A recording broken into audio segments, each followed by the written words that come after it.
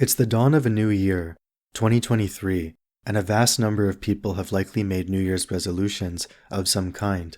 Whether that's attempting to become healthier through exercise or budgeting their finances more effectively, a vital component unites these different goals: ambition.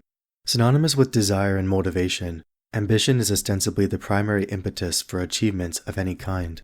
Indeed, if you wish to achieve some monumental goals, you must have the ambition or desire to do so before anything else. The willingness to strive for something more, imagine a greater possibility, and actualize better days all pertain to ambition.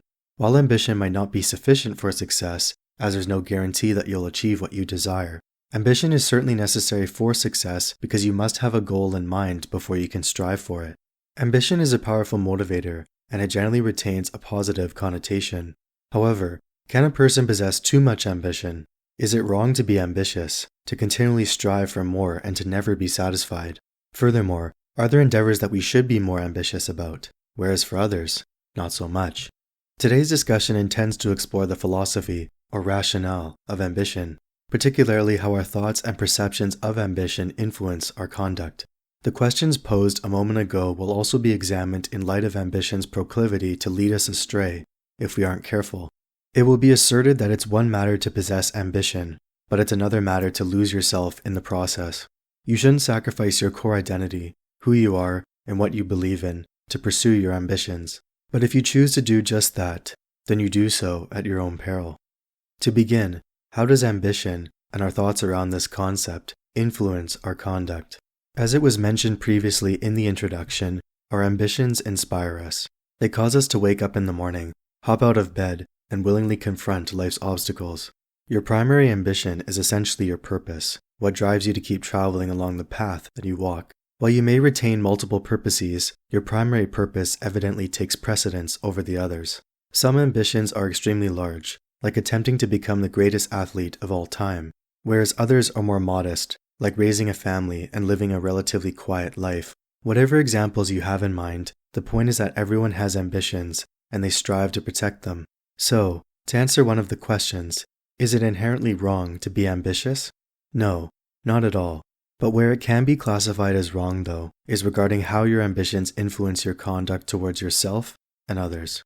Take, for example, a rather commonplace ambition, that of making as much money as possible. Many people have this desire, and when you ask them why, they often give answers along these lines. I want to make as much money as possible, so I can live a comfortable life, so I can give my family a better life than I had, or so I can afford nice things.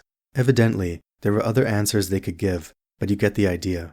Merely possessing this ambition isn't inherently wrong, but when we think about the means to achieve this goal, then that's where the negative connotation arrives. Think about corrupt politicians or greedy corporate executives.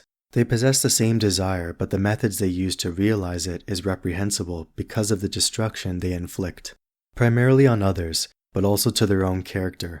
In these cases, their ambition isn't positive, but rather it's vicious and unjust. You might object and say, well, they evidently don't care about ethics because they're solely focused on fulfilling their ambition. In other words, they possess a Machiavellian policy where the ends justify the means. Indeed, but regardless of this fact, there's a case to be made that even if they don't care how their ambition affects their conduct, they ultimately should.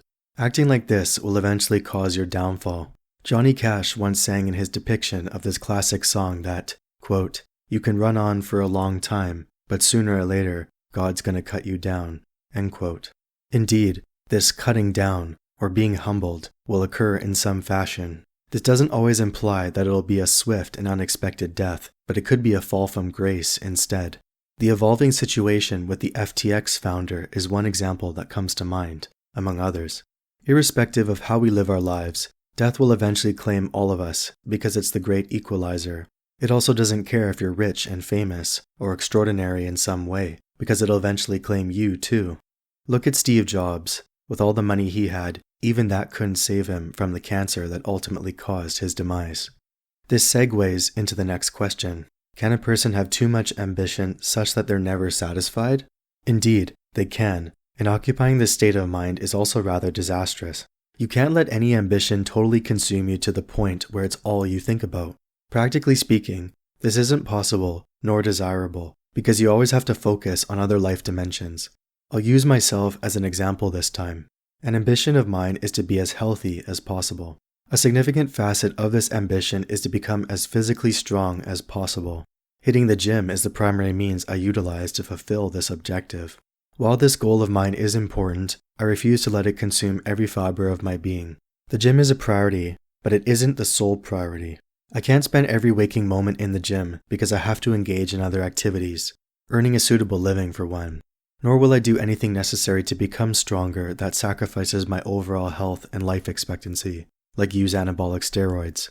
I'd rather become strong naturally and retain a decent quality of life, compared to sacrificing my health for some ephemeral moments of bodybuilding fame. So, a person can possess too much ambition, and this is a state you should avoid due to its impracticality. The second reason is because it detracts from your happiness and satisfaction. We work hard so we can reap the fruits of our labor, and very few people can work all the time without partaking in some leisure. You can and should continually strive for what you desire, as it's inevitable that you'll have to keep going, but you should also take a step back and see how far you've come.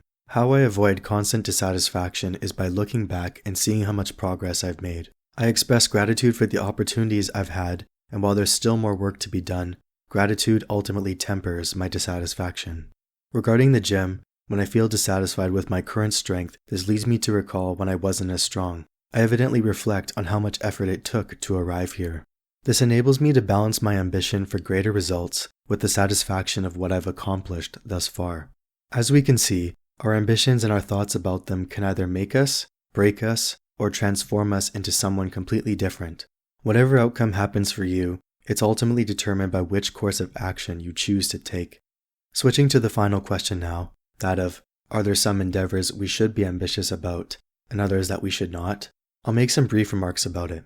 Just like whether you lose yourself to your ambition or not, this decision is also your own.